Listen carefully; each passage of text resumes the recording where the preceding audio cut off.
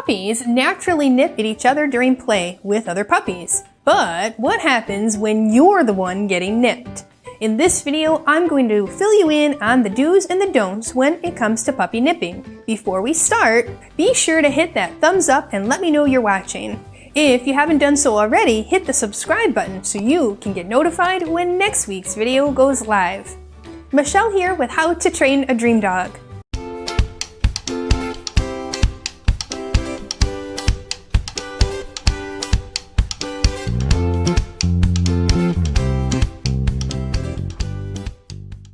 One of the most frustrating things that puppy owners deal with is all the biting and nipping. Now, you want to be able to play with your puppy or snuggle with your puppy, and instead, your puppy sees you as their chew toy. Puppies have 28 razor-sharp teeth that eventually turn to 40 teeth as your pup gets their adult teeth in. Puppies use those teeth to play with their litter mates when they are pouncing and jumping and rolling and pulling during playtime. When pups are little, they are learning something called bite inhibition, or how hard or soft they can bite. When another pup yells or their mother growls, they know they've gone too far. Now, the problem is you will not be able to duplicate the same sound another dog makes, nor do you need to. Yelping can work, but it may take some trial and error. Too high a pitch, and your puppy may see this as an invitation to bite more or even harder. Sometimes it takes just the right tone to interrupt your pup's nipping. Now, it's important to note that you can't yell at your puppy and create fear, and you certainly don't want to inflict pain. So, I do not recommend grabbing their mouth or tapping their nose or yelling, "No bite!" These methods are not effective and will actually agitate your pup even more. I mention these because I often see bad advice online and in social media where people share these methods as a way to stop the puppy biting. I strongly recommend you avoid this kind of bad advice. Knowing what makes nipping worse will help you make better choices about your interactions with your puppy. Now, for starters, puppies are drawn to movement. Hands and feet, flowing clothes, and fabric all pique your puppy's interest. Pups are drawn to these things because they move. This means you can bet that if your hands approach a puppy or you try to walk through a room, your puppy will be drawn to you and will bite. Instead, always approach a dog with a toy in hand. Add some movement to the toy and make the toy way more enticing. Handing a toy to a pup without adding in some movement to make it exciting is like handing a kid the directions to filing your taxes. Boring.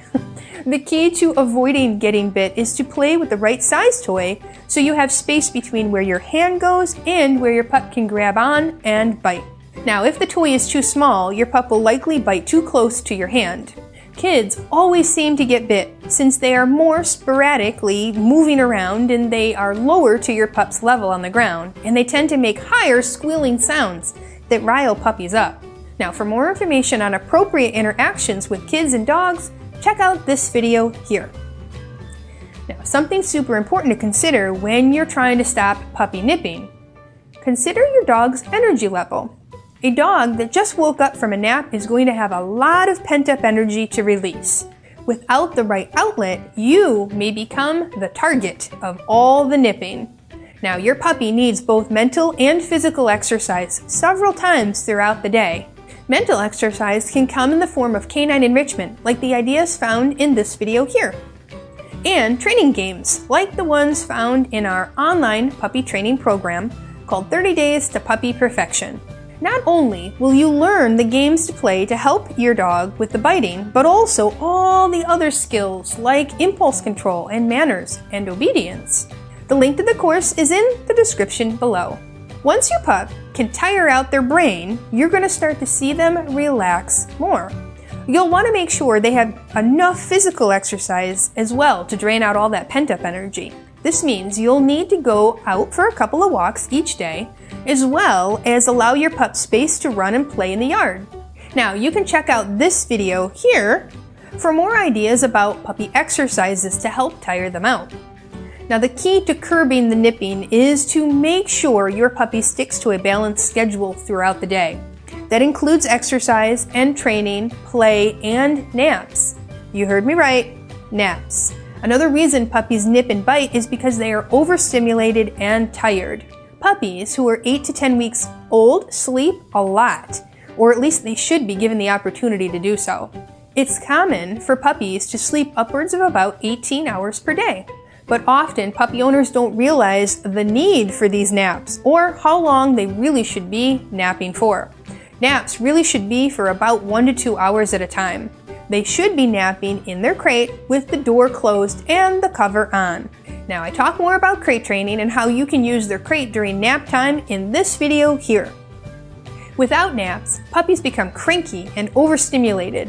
This leads to more than just nipping and biting. It can lead to barking and jumping and destructive behaviors too. Now, if you find that your puppy has been out of their crate for about 1 to 2 hours and they seem to be biting and nipping and just not able to settle, kind of like a little kid jacked up on sugar who has been at the amusement park all day and desperately needs to go to bed, then it's time to put them in their crate for a nap time. Honestly, the best thing to do is not let your puppy tip over what we call the threshold.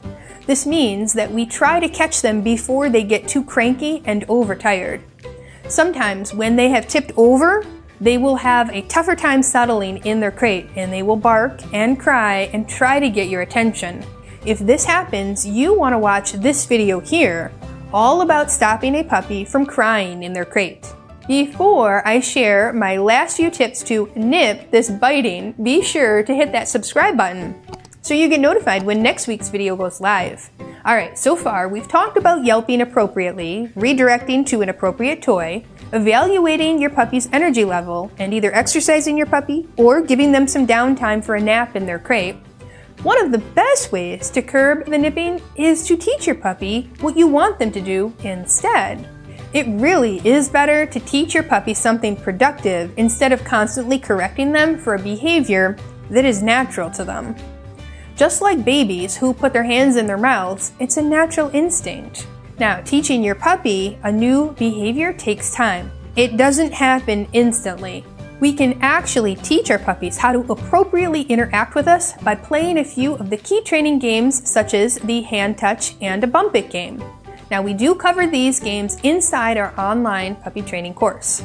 I do want to mention that puppy biting can last a few months, especially as your puppy goes through the teething stage. This usually starts around 10 to 12 weeks, and it goes until your puppy is about 6 months old. This means that if you're looking for that one quick fix to stop the nipping and the biting, you're looking for something that doesn't exist. What you should be doing is working through management techniques that I mentioned. The nipping and biting don't just go away on their own. You do have to have an active part in the training process in order for your puppy to eventually stop the unwanted behaviors. If you have tried the above-mentioned tips and still find yourself struggling with nipping, it's time to evaluate your interactions with your puppy. All too often, I evaluate training videos and see puppy owners incorrectly interacting with their pups. They're down on the floor on their puppy's level. They are inconsistent with their movement, and as I mentioned before, this draws puppy in to nip and bite. They are taunting and teasing and touching pup, which is actually riling them up even more. When you drop your body posture, you lean over or you sit on the floor and you get down on your puppy's level, this is extra super exciting for your puppy. This makes them think it's time to jump on you and nip at you and engage with you like they would another dog. Now, they don't see you as their equal or like another dog, but you are in the play position when you're lower to the ground. This is one reason I have kids sit on a stool or a chair when playing with their puppy. I also tell adults to get up off the floor and stand tall. Take your attention away and only give attention when your puppy is showing you good behaviors and calmness. Remember, your attention is a form of a reward. If you are petting your puppy, playing with your puppy, talking to your puppy when they are offering up unwanted behaviors like nipping and biting, you are actually accidentally rewarding them for the very behavior you're trying to stop. If you've attempted to play with your puppy and they will not stop biting and you know they don't need a nap and they've already had some exercise, Then it's time to let them play by themselves in their puppy pen. We use the puppy pen to limit pups' space so they don't have accidents all over and so they can stay out of trouble instead of chewing on your belongings like furniture and electrical cords, and still play with their toys and chew on their bones and frozen-filled Kongs. Kongs are great for teething puppies as they can help soothe sore gums and keep your puppy occupied at the same time. Here is a great video for some Kong filler ideas. Remember, puppy nipping doesn't go away immediately or without you working through the tips I provided in this video. I want you to be patient with your puppy. They are like babies and they need to be taught. They're like blank slates, ready and waiting for you to teach them each and everything you want them to know how to do. Also, your puppy is not stubborn.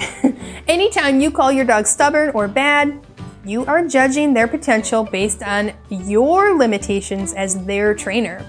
Alright, in the comments below, tell me one positive thing about your puppy.